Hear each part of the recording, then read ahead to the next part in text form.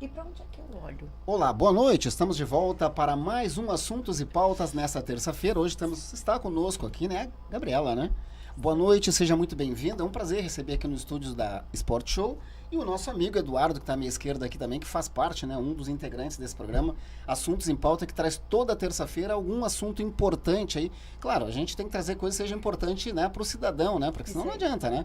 Boa noite, seja bem-vinda.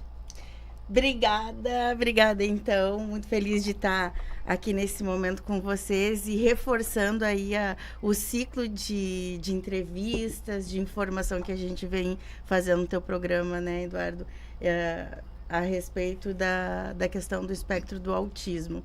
Então, estou aqui, né, agradecida por esse espaço, acho que é super importante para a gente fazer essa construção. Fiquei super feliz que já tinham aí perguntas, né, de mães que já sabiam que eu estaria aqui, então desde já me sinto acarinhada e ouvida também por um assunto que é tão importante nos dias atuais.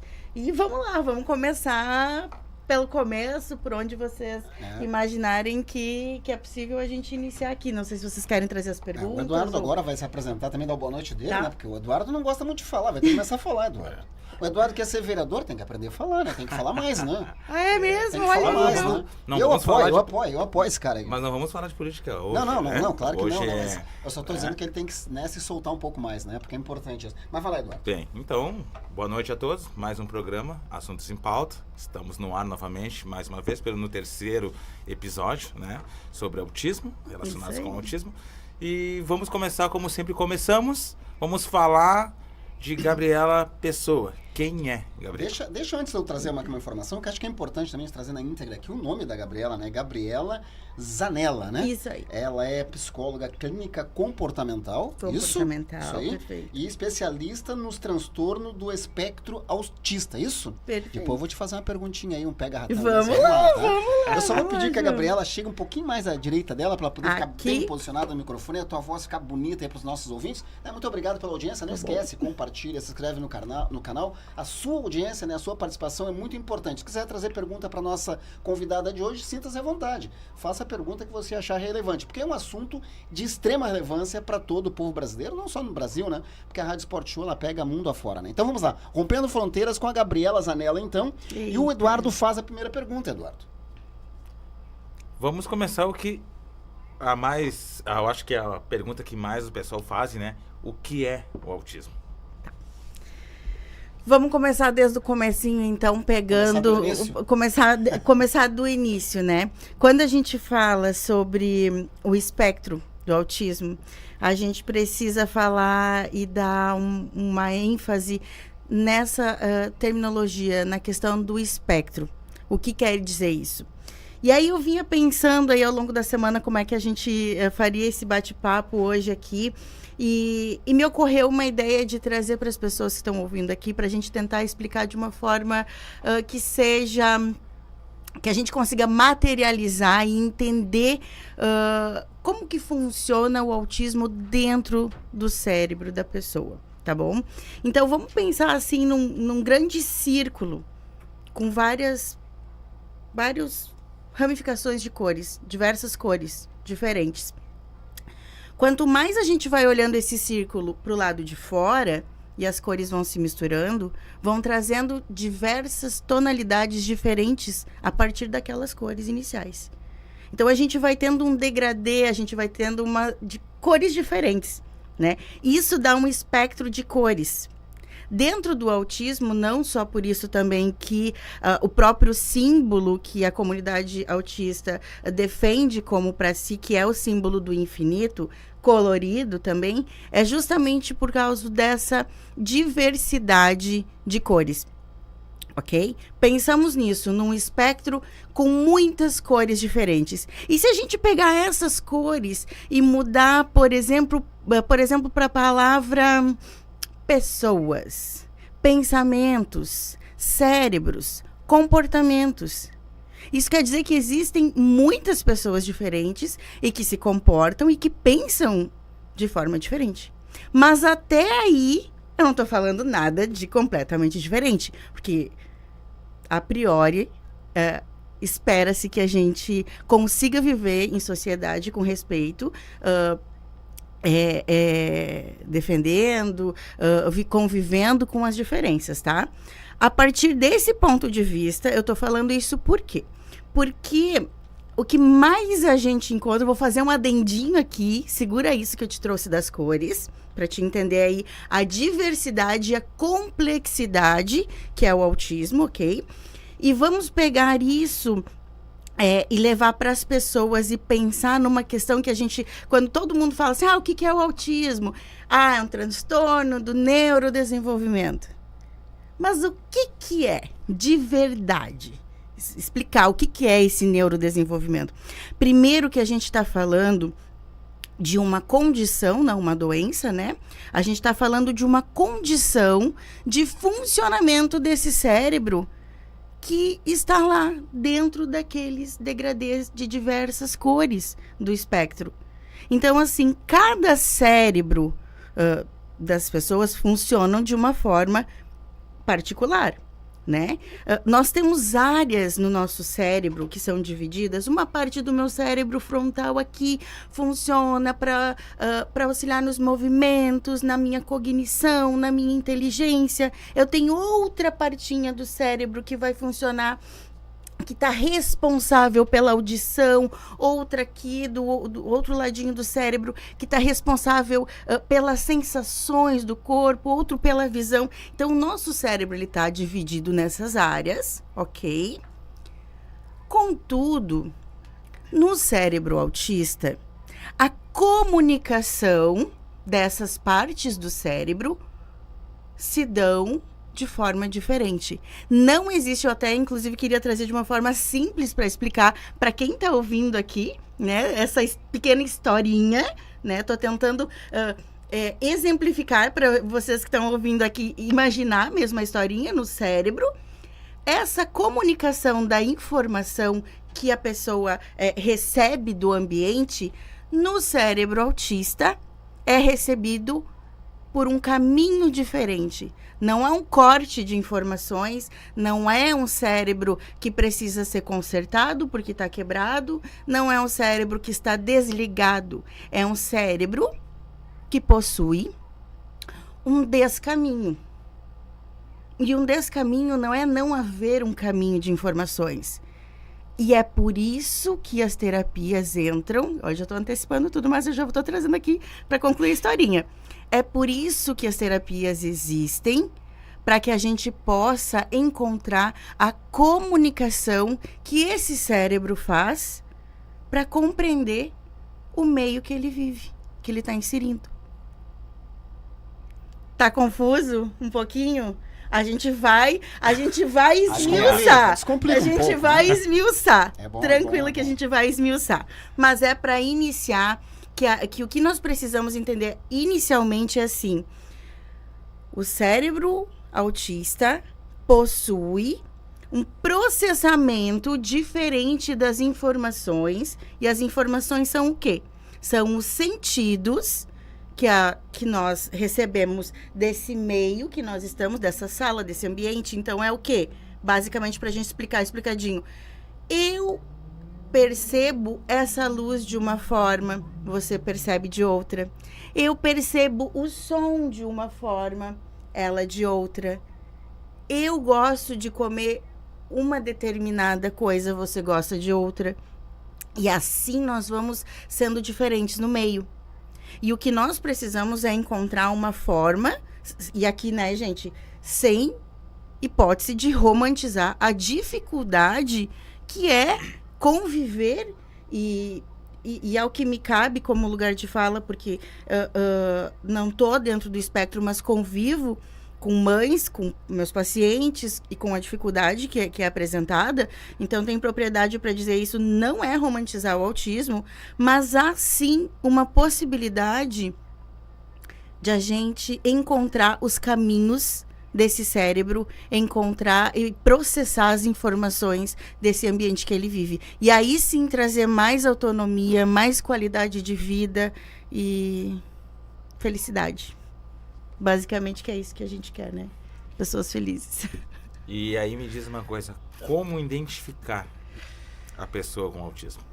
Essa é uma pergunta que muitas mães de autistas se fazem, né? Como que eu identifico se meu filho é? Porque hoje é moda, né? Sim. Hoje é moda, E todo com mundo. Que idade, né? Qual idade que tu consegue perceber que essa criança realmente ela tem aí, né, essa questão do autismo na sua vida, né? Porque a gente sabe que tudo na vida tem uma idade também, né? Nem sempre os médicos lá, ao nascer a criança, já vão identificar algumas situações. Isso é com aí, passar dos anos, talvez 1 ano, 2 anos. Como funciona? Como identificar se a criança realmente tem autismo? Categórica, é uma pergunta que vem sempre e vale a pena a gente sempre retomar esse ponto, porque é aí que a gente vai passando a informação e aí a gente vai alertando os pais, os profissionais da área da saúde, familiares, pessoal da educação, sociedade enquanto geral. Primeira coisa que a gente precisa entender, além desse pensamento, desse cérebro que é diferente e que processa essas informações diferentes, os critérios diagnósticos hoje, os sintomas iniciais vão se apresentar, precisam estar presentes desde a primeira infância. E a primeira infância é o quê? De 0, né, do nascimento até os 6 anos ali de idade, tá? E até uma coisa muito importante, assim, que eu acho que vem sendo trabalhado e vem sendo falado mais na sociedade, é que a primeira infância, ela é tão importante quanto a vida adulta. Na verdade, a educação infantil é tão importante quanto uma graduação, né? E a sociedade ainda está se preparando para ter essa conversa, porque é na primeira infância que a gente encontra os transtornos, os tais transtornos do neurodesenvolvimento, né? Então, esses transtornos do neurodesenvolvimento precisam estar presentes nessa criança desde pequenininho. Um tempo atrás, até porque todos os estudos do autismo são muito recentes, a gente via assim, intervenção precoce, né? O que é intervenção precoce? Isso também está diretamente relacionado com o aumento de diagnóstico também, né? Então, profissionais que estão capacitados agora, especializados nisso e conseguindo ver não só a questão do autismo, mas conseguindo se capacitar para entender e compreender o desenvolvimento infantil. Isso que é a jogada da gente, entender como funciona o desenvolvimento infantil, não só de uma pessoa, de uma criança que está no espectro, mas de qualquer criança, né? A gente precisa olhar de verdade para primeira infância, porque é ali que está carregando a sementinha de todo ser humano que a gente vai se transformar na vida, né? Então, assim, antigamente a gente tinha período que começava a se identificar comportamentos diferentes, né? 3, 4 anos. Hoje, existem estudos científicos que a partir de 4 meses de idade a gente já consegue identificar o quê? Que tem autismo? Não, pera lá. A gente consegue identificar atraso nos marcos do desenvolvimento. Isso é importante falar, por isso que é importante a gente conhecer sobre o desenvolvimento infantil. Aí que acende a luz de alerta, então. Exatamente. Então, se a gente conhece o que é esperado, né? Aquela frase que a gente ouve, cada criança tem seu tempo, não é real.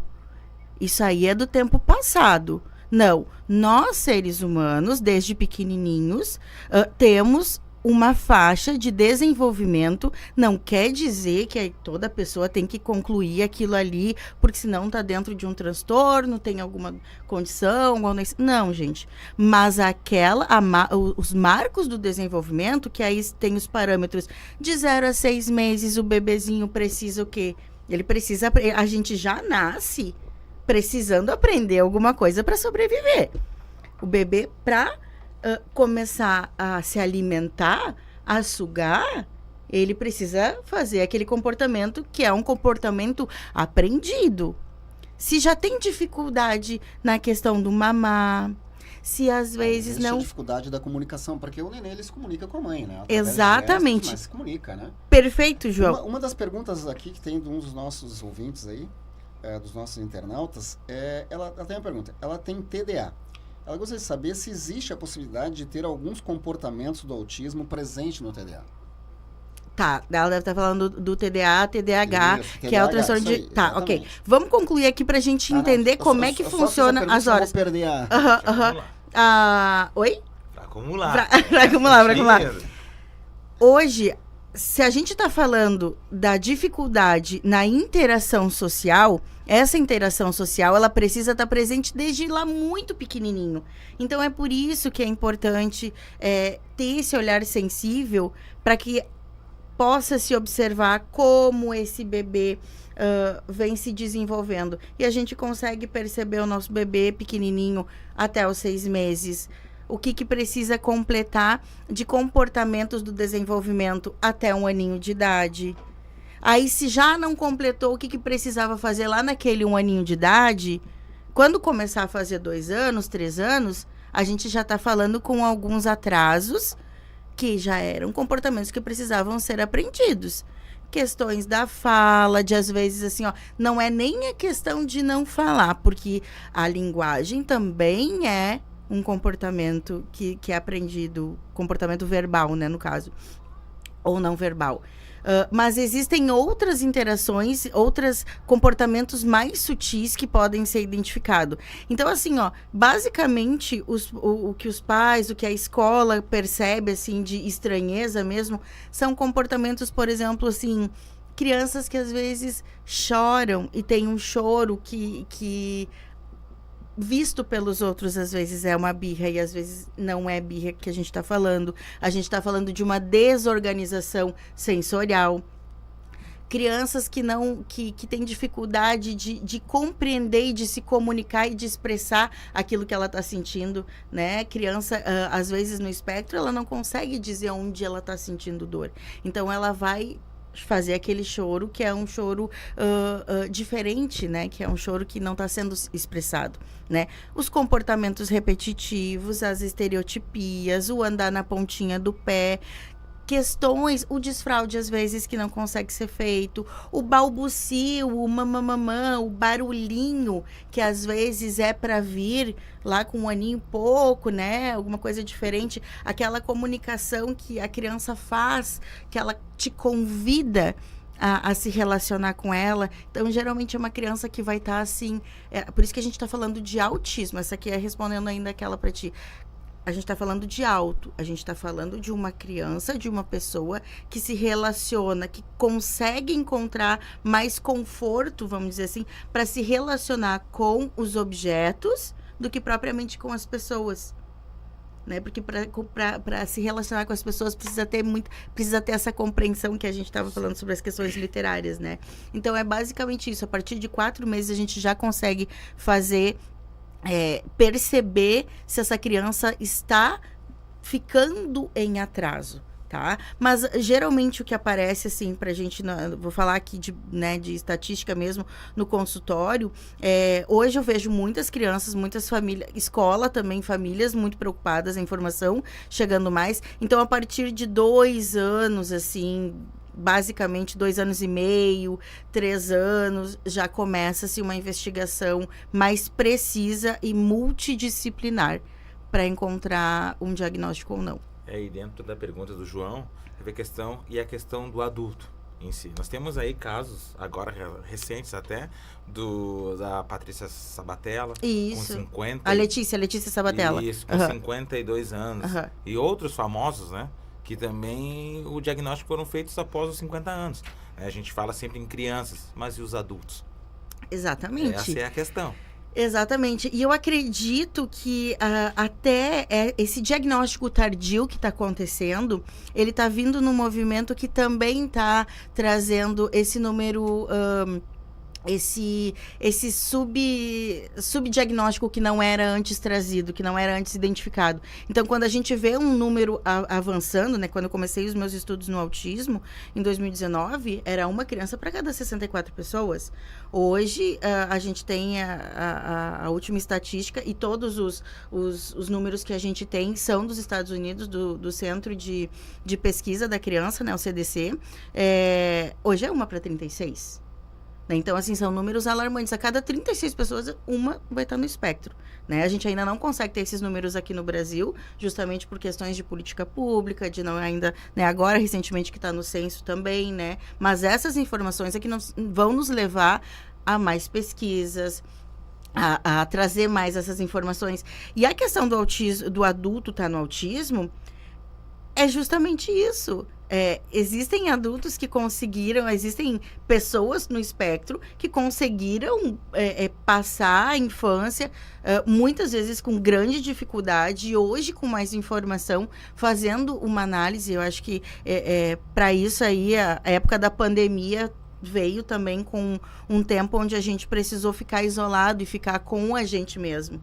E aí, quando a gente entra em contato com o nosso eu, a gente começa a identificar também as nossas dificuldades. Então, assim, buscar por um diagnóstico tardio não vai mudar toda a vida de todo o tempo que já passou, mas traz explicações e traz uma identidade para aquela pessoa. Então, assim, eu acho que é por isso que realmente pessoas vêm buscando conhecer. E eu acho que é importante porque também está sendo falado muito mais no autista nível 1.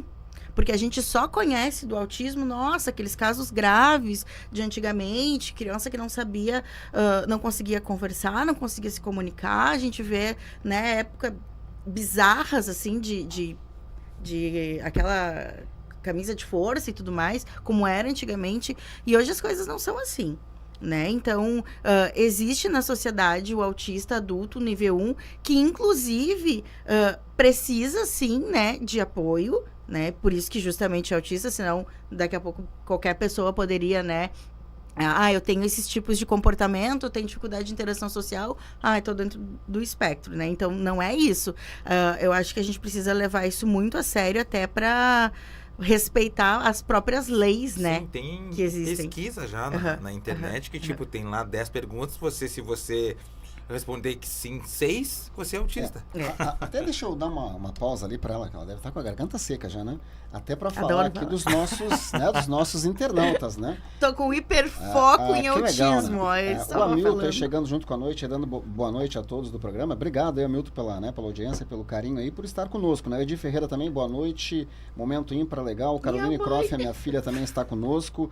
O Silvio Almeida também dando boa noite, O Hamilton dizendo que a doutora Gabriela, entende sobre o assunto, legal, E ele pergunta também, depois ela vai responder essa pergunta, então, como que está o espectro autista, E como a senhora vê a cidade de Canoas e Porto Alegre dentro do processo de inclusão no currículo escolar? Isso é uma pergunta legal, pergunta boa, o Roberto RM também, boa noite, muito esclarecedor.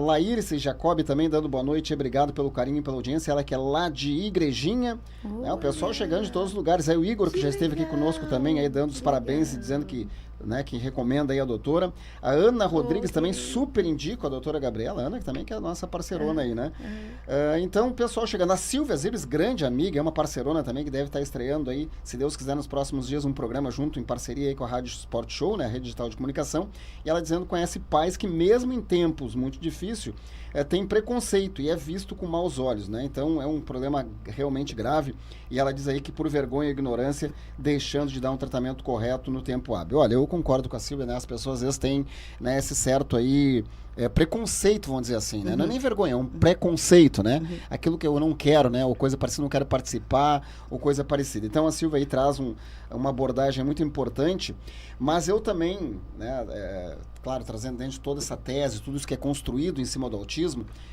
e uma das coisas bacanas, e uma das perguntas que sempre me leva a fazer essa pergunta a todos os profissionais de todas as áreas, o que realmente lhe levou, a ir mais para o lado desse problema do aspecto autista, o que lhe envolveu, assim, qual o carinho, a paixão, o que levou como psicóloga a ir para esse lado? A gente sabe que tem tantas outras áreas, O que levou a senhora para para esse lado? Porque é importante isso, Muitos levam, muitos vão para um determinado, tanto advogado como em todas as profissões, vão para um determinado setor, às vezes só pelo fator financeiro, e outros não é só por isso, mas é pelo carinho, pela identificação, pelo respeito, pelo amor, Queria saber um pouquinho disso.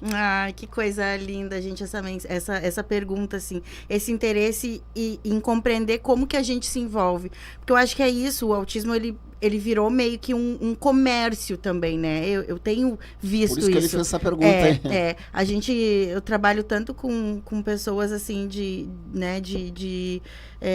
enfim, de diversas, acho que classes sociais, assim, a gente pode dizer, e onde eu oriento tanto a parte do plano de saúde, de quem tem o plano de saúde e de quem precisa ir fazer a busca pelo SUS mesmo para garantir as terapias. Então, é um universo que é isso, o espectro pega todo mundo, todas as cores, os gêneros, tudo, todo mundo pode estar, né, ter um caso no espectro na família, enfim.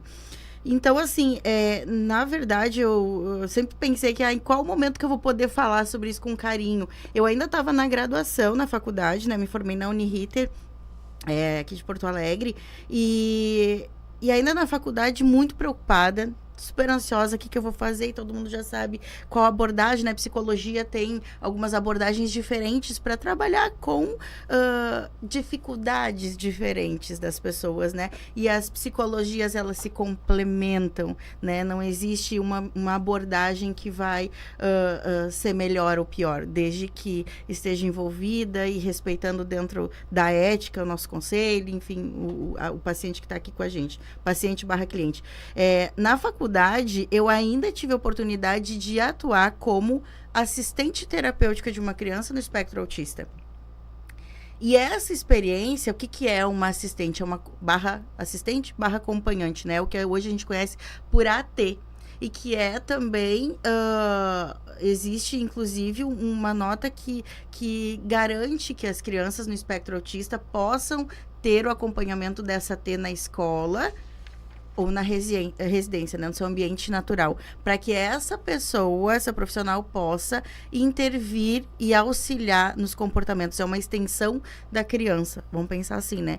Então, ali naquela época, eu já fazia intervenção em casa, já fazia na escola, e aí o carinho e a dedicação e o estudo, e daqui a pouco já recém comecei, aí eu já me vi lá em São Paulo, participando dos cursos da Maíra Gaiato, que é referência em autismo aqui no Brasil, e aí dali pra frente a coisa só foi.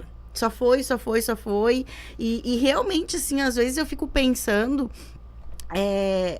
às vezes eu atendo, né, outras faixas etárias, assim, outros pacientes lá no espaço terapêutico, mas acaba sempre chegando a criança para mim. Sempre vem chegando criança pequenininha, criança... E aí eu vou dizendo assim, o que eu vou fazer, né? Eu acho que é meio que acho que a gente chama, de certa forma. Não sei, acho que a energia vai pegando também, né? O que a gente gosta de fazer. Então, foi desde a faculdade que eu comecei esse envolvimento com a AT. Então, tive a oportunidade de estar lá na residência da criança, de também começar a ter esse estudo sobre o que hoje eu faço, que também é a orientação parental. Porque é isso, né? A gente sabe quais são os critérios, recebi o diagnóstico de autismo, e aí, depois que eu até trouxe, né, para além do diagnóstico. O que a gente faz depois que recebe o diagnóstico? Né? Ainda essa semana a gente iniciou uma família, assim, que está no processo, assim, de receber mesmo o diagnóstico. Então, como é que a gente identifica? Tem esses comportamentos diferentes, às vezes que está em atraso, que está com dificuldade, mas e depois? Para onde eu vou? Não sei se essa pergunta, assim, às vezes também passa aí, o pessoal vai poder dizer, vai poder interagir aqui e dizer, ok, eu tô com essa suspeita, mas o que a gente vai fazer? Qual profissional que eu procuro primeiro? Sabe? Quem que vai poder me ajudar? Como é que é dado esse laudo? Né? Então, assim, esse laudo, ele vem através do médico, né? E esse médico, ele vai ser um neuropediatra, ou ele vai ser um neurologista infantil, ou ele vai ser um psiquiatra infantil, né? Então, precisa ter, para fins burocráticos, legais e de benefícios do LOAS, né? Que é o benefício BPC, para, enfim, garantir o salário mínimo para o autista. Todas essas situações, garantir esses benefícios, precisa que se tenha esse laudo. Mas esse laudo, às vezes, ele não vem só do médico, porque a gente precisa de uma equipe multidisciplinar com vários olhares por lentes diferentes, por especialidades diferentes, porque a gente está falando de dificuldade sensorial. Sensorial o quê? Os sentidos, visual, auditivo, seletividade alimentar, de toque. Criança que às vezes tem dificuldade do toque, não consegue às vezes ser... Olha que difícil isso. Não consegue às vezes ser acolhido e ser abraçado pela mãe, pelo pai, quando está no momento de desorganização emocional, de choro, né? Então, assim, todos esses profissionais, nós, né, da parte da psicologia, que fazer comportamental, né, de uma psicologia comportamental, onde a gente trabalha e exerce, assim, uma prática baseada em evidência, que é a análise do comportamento aplicada, hoje conhecida como ABA, assim, né? Para conseguir estimular essa criança e ter mais autonomia, ter mais qualidade de vida. Então, eu acho que a partir disso, né, pessoal da psicologia que vai orientar o acompanhamento terapêutico, que vai para casa, que vai para a escola. O que se vê aqui, então, uma situação ela é muito mais abrangente, né? Muito mais ampla do que pode se imaginar, muito, né? o espectro. Tanto que existe vários profissionais que dão esse acompanhamento, né, para essas crianças, né? Não só crianças, como adultos também, né? Já são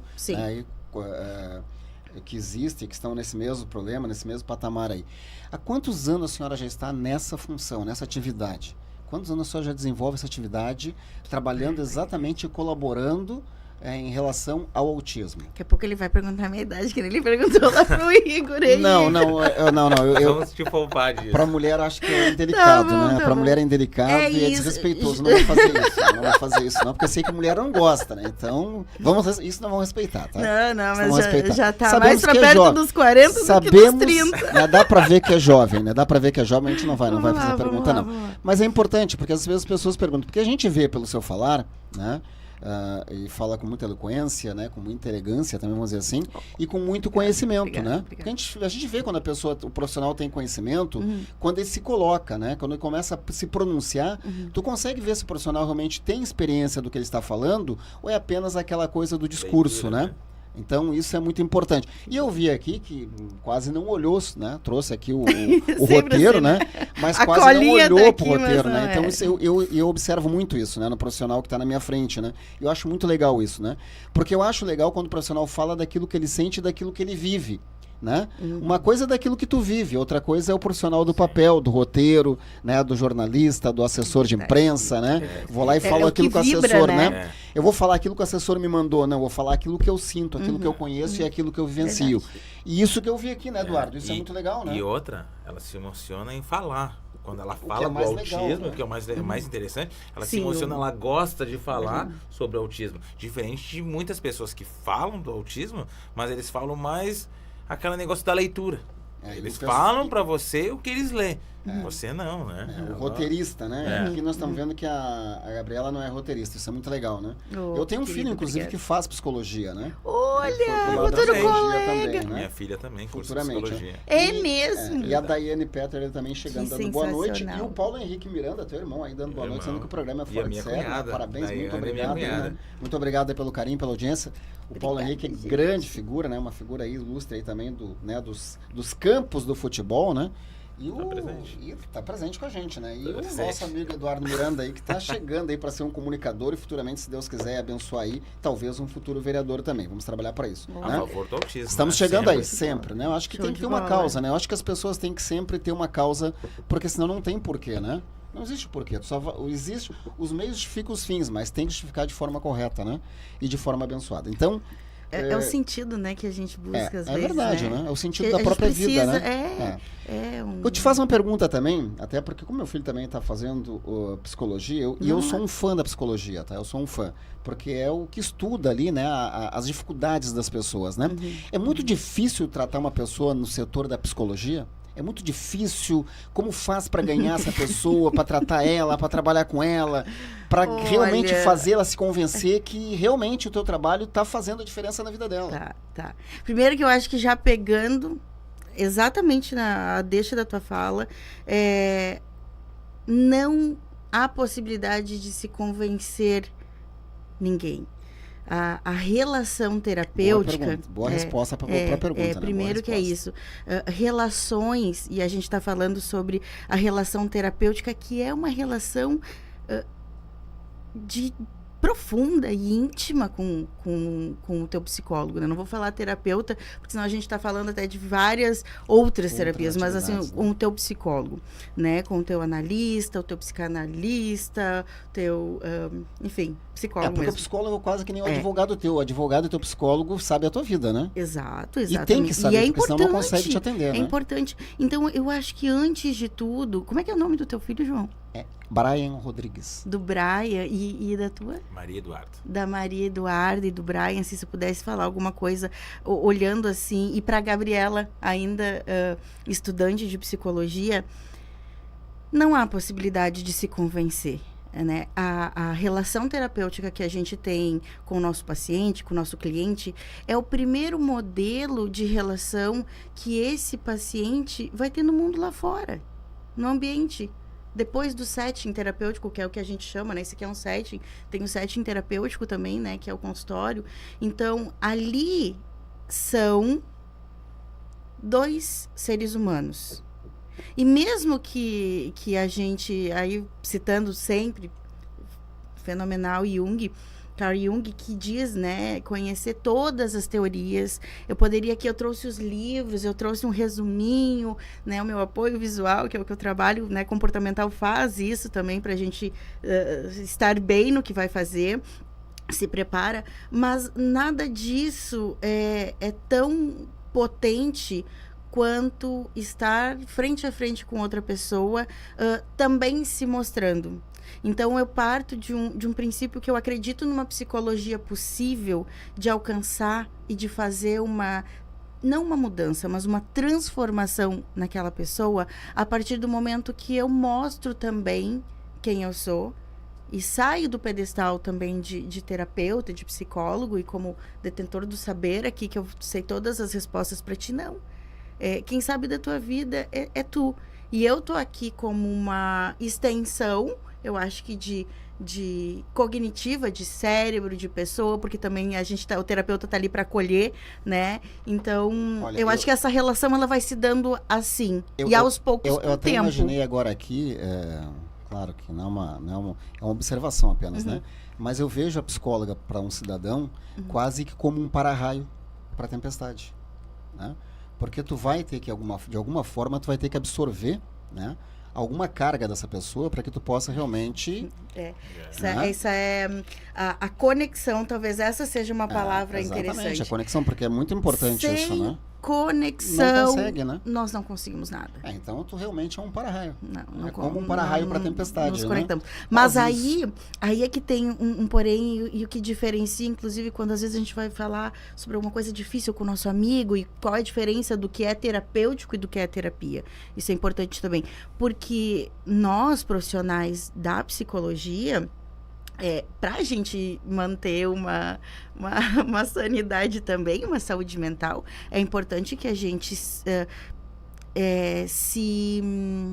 cuide, basicamente isso. Então é importante que a gente também mantenha a nossa terapia pessoal, né, para que a gente possa ter um espaço de acolhimento para aquilo que a gente está vivendo, porque a verdade é que sim, dificilmente alguém vai nos procurar para tipo, tá tudo bem na minha vida, vou fazer terapia. Não, né? A gente aparece na vida das pessoas quando realmente preciso passar por um momento de transformação, de autoconhecimento, né? De acolhimento consigo mesmo. Então, eu acho que é importante isso, assim, nesse sentido, sabe? Não sei se... Acho que ficou, né? Ficou claro. Ficou claro. Para mim ficou claro. O pessoal tá chegando aí dizendo boa noite, parabéns pelo programa, parabéns aí pra Gabriela, né? Acho que a Gabriela tá abordando bem, tá passando no teste, viu? Uma boa psicóloga a gente dá um passinho aqui no o autismo. O pessoal já tá autorrecomendando. Vai um pouquinho para outro, porque é isso, a gente tá falando a gente tá falando de saúde mental também, não é, de né? uma abrangência maior, né? A gente tá falando né? de cidadania aqui, Exato, né? De pessoas, né? Exato. Então, realmente comportamental. Então, isso é complicado e é muito complexo também, né? Mais alguma pergunta também, aí né? dos Eu quero deixar... internautas? Não, os internautas fizeram as perguntas, eu quero que tu faça uma pergunta daqui a agora pouco pra os Gabriela, níveis, né? Os níveis, É, vamos voltar. suporte, vamos voltar. Fechamos aí Fechamos. a parte do... Parte da Sempre dá pergunta, umas né? curiosidades falar, né, como Sempre. profissional. Daqui a pouco vai vir alguém É isso. ali E com vamos algum ali pros problema. níveis Vai de ter- suporte, né? vamos. Vamos pros níveis de suporte, então, que eu acho que é o pessoal que precisa mais, né? Vamos entender. Mas ainda vamos tentar fazer um gancho, assim, do que a gente estava falando de Sim. conexão e Beleza. vamos trazendo para esse nível aí de suporte. Porque não somente eu preciso me conectar com os meus pacientes adultos, que às vezes não estão, né, não apresentam nenhum diagnóstico neurocognitivo, enfim. E a criança, eu também preciso me conectar para o momento de entender e fazer ali a avaliação com ela, entender como é que é aquele brincar funcional. Eu tô sempre voltando falando da criança, né? Porque é o que eu realmente tenho mais aparecido, assim. Mas a verdade é que a própria clínica, e aí eu acho que é interessante a gente falar sobre os níveis, é que essas pessoas adultas, e é por isso importante que as pessoas profissionais se capacitem o mínimo possível para conhecer os sintomas de autismo e conhecer esses sintomas não só na infância, mas como é que acontece na vida adulta, né? Por quê? Às vezes pode acontecer de adultos estarem indo para a clínica num processo de autoconhecimento, num processo psicoterapêutico. E aí a gente tá, de repente, negligenciando uma questão por, às vezes, não ter o conhecimento do que é o autismo na vida adulta. Porque a gente tá falando se a gente estiver falando de nível 1, existe a necessidade de apoio. Mas quantos adultos nível 1, adultos, a gente vê sem apoio, mas com grande dificuldade no geral da vida. E o geral da vida é o quê? As dificuldades, se a gente está falando de autismo. Primeiro critério, dificuldade na interação social. Então, Né? Exatamente. Então, aquele adulto, às vezes, que, poxa, tem uma grande dificuldade de se relacionar. Eu vou falar aqui da prevalência mulheres, porque é o que a gente vê mais em relacionamento abusivo, tá? Mas quantas mulheres a gente vê na vida adulta em relacionamentos abusivos, porque às vezes não conseguem compreender a sutileza da comunicação, da interação social, daquela piadinha debochada que é feita. Lembra que a gente estava falando, fizemos um parênteses aqui falando da infância, da dificuldade na infância, que apresentou, e lá na vida adulta? Dificuldade na relação, dificuldade na compreensão dos sentimentos, das emoções, do que se sente. Se a gente está falando de questões sensoriais, a gente inclusive pode estar falando de uma pessoa, e aí eu vou usar tanto a mulher quanto o homem, estou falando de situações que na vida adulta apresentam dificuldades sensoriais. E aí a gente pode estar falando inclusive de questões de relacionamento íntimo, de dificuldade nas relações íntimas, e não só de afeto, mas relações mesmo íntimas, nesse caso.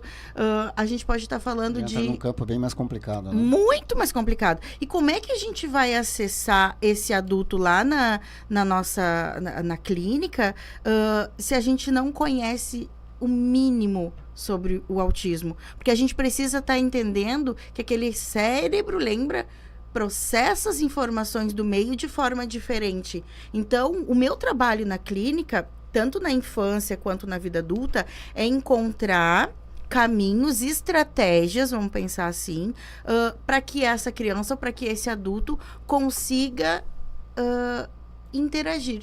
Doutora, eu lembrei de uma coisa muito importante aqui, até porque se eu não me engano, eu vi 1, 2 programas aí de até podcast mesmo.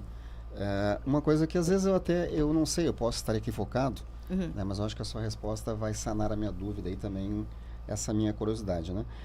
Por exemplo, uma criança de 10 anos que tem autismo e que ela goza assim, de uma boa, vamos dizer assim, ela tem uma memória privilegiada, né, em alguns casos, né, que ela consegue guardar coisas que uma pessoa normal não guardaria, porque ela consegue de alguma forma despertar aquilo, né, na mente dela, né, pelo interesse do assunto, etc e tal. Não é errado da parte dos pais usar essa criança de forma assim a expor o conhecimento dela, até para tirar proveito financeiro ou coisa parecida? Isso não pode criar um problema para a criança no futuro? Excelente, como todas as perguntas. Excelente. que acontece? Eu acho que já pegando tua própria pergunta, pra gente já começar uma resposta, vai ser sempre usado a gente usar uma criança para qualquer coisa. Porque criança não tem que ser usada para nada. A criança foi feita única, exclusivamente para brincar, sabe? Criança precisa brincar. Criança, né? Criança ser criança. Quando a gente já está falando aí de uma questão de 10 anos, gente, com a tecnologia que a gente tem hoje em dia, são uns foguetes, né? São uns foguetes. Então, assim, quanto menos tela a gente, inclusive, deixar as crianças hoje em dia, menos adultos ansiosos, menos adolescentes com dificuldade de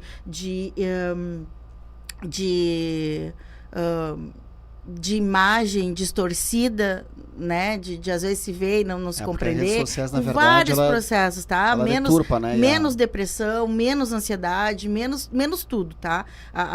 As telas são a grande... Me cabe até palavra para pensar o que é. É que tu vai analisar as coisas terrível, hoje, terror, as coisas hoje são muito, são muito conceituais. A gente tem que ter muito cuidado com isso, né? Porque nem sempre a gente quer que o nosso filho vá atrás daquilo que estão mostrando, né? A gente quer que siga uma vida de criança, né? Exatamente. Precisa, acho que, ter essa relação, tá tudo conectado. Tanto que o quê? Pais e mães precisam estar conectados, precisam conversar. Eu acho que a psicologia positiva, ela entra muito de encontro com essa orientação que eu tenho feito, que a gente trabalha na clínica com os pais, que é essa conversa, né? Explicar como conversar com os seus filhos a respeito das situações, porque é muito difícil hoje em dia ter um filho com essa idade no mundo estando expostos, porque a verdade é essa. Em algum momento a informação vai chegar. Então, não é totalmente, até porque, gente, eu não sou contra as telas, inclusive, algumas situações, as telas me auxiliam, inclusive, na terapia que eu trabalho com as crianças. Eu acho que nada é nem tão o céu, nem tão o inferno. A gente precisa usar as coisas com sabedoria, né? Nesse sentido, assim. Mas do que tu tá trazendo sobre essa criança que tem um desempenho e uma habilidade mais notável, e aí a gente está falando de uma possível superdotação, né, ou altas habilidades. Guardar informações, etc. Perfeito. Isso é bastante conhecido, assim, identificado, na verdade, às vezes, em crianças que estão dentro do espectro. Quer dizer que toda criança que é autista vai ser um super gênio? Não tem nada a ver com isso.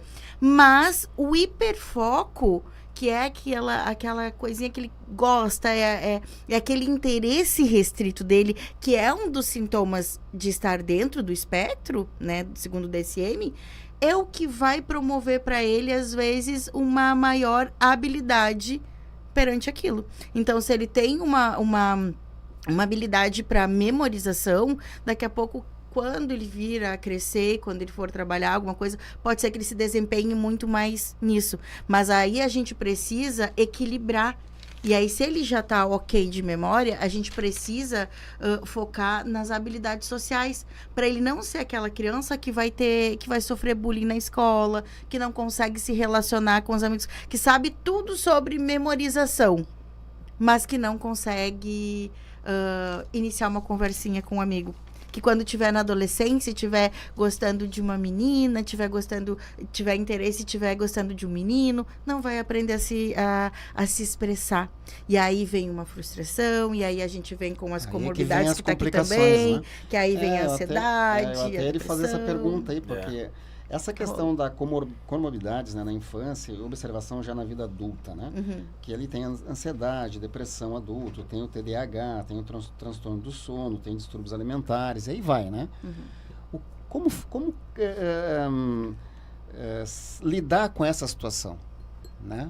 Assim, como os pais deveriam lidar com essa situação? É difícil, né? Mesmo, João. Olha, não é fácil, sabe? Eu acho que até coloquei no comecinho aqui do que era... Ou até coloquei aqui alguma coisa de o que fazer, né? Depois de receber o diagnóstico. E aí eu coloquei... Eu acho que esses tópicos aqui, eles cabem muito. Eu acho que a primeira coisa, quando a família recebe isso, é fortalecer a rede de apoio.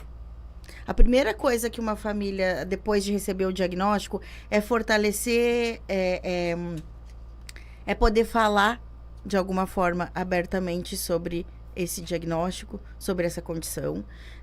Eu acho que é isso. Quanto mais a gente falar sobre, mais a gente vai conscientizando, porque é aquilo ali e a gente vai precisar passar por a família vai precisar passar por esse momento que eu não sei se eu gosto muito de usar como um luto, porque não é uma criança que morreu, né? É, na verdade, entrar em contato com a realidade e com a consciência de que essa é a realidade. E um diagnóstico, ele não é uma sentença, né? Não é que acabou ali. Na verdade, eu acho que por si só, a maternidade e a paternidade, ela já é desafiadora. Ainda mais nos dias de hoje. É que né? é muito preconceito ainda. Exato, né? exato. Toda, né? Então, vem aquele medo. Problema, Então, né? a gente precisa fazer esse acolhimento da família. Eu acho que isso é importante. E aí, a partir disso, iniciar as terapias que são comportamentais. Ensinar os pais também. Não é só focar na criança. Eu acho que o sistema familiar precisa faz parte desse tripé, né? É a clínica, a escola, as terapias, no caso, a escola e a família, a casa, né? Geralmente, já quem não entende, né? Vem naquela história, aquele caminho, tipo, temos que mudar. Ele é autista, temos que mudar ele. Não, eu acho, na minha opinião, não entendo muito disso. Tô entrando, né, descobrindo bastante coisas nesses últimos meses, né? Mas eu acho que tá na hora de mudar o mundo para aceitar os autistas, porque eles não vão mudar. Nós temos que mudar para acabar com o preconceito de muitos que tem ainda, né?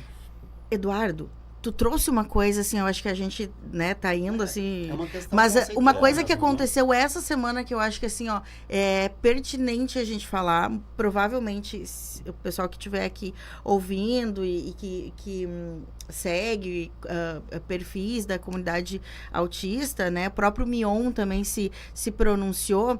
Recentemente, essa semana, aconteceu um fato de uma mãe numa loja Riachuelo, Sim. que apresentou a carteirinha CIPTEC, eu até coloquei aqui que tem as leis e tudo Até mais. republiquei Né? Que recebeu, que estava passando no caixa, e aí teve uma situação muito constrangedora, onde uma atendente falou para a supervisora, não me passa essas bombas, não me passa mais essas bombas. Essa moça foi demitida da loja,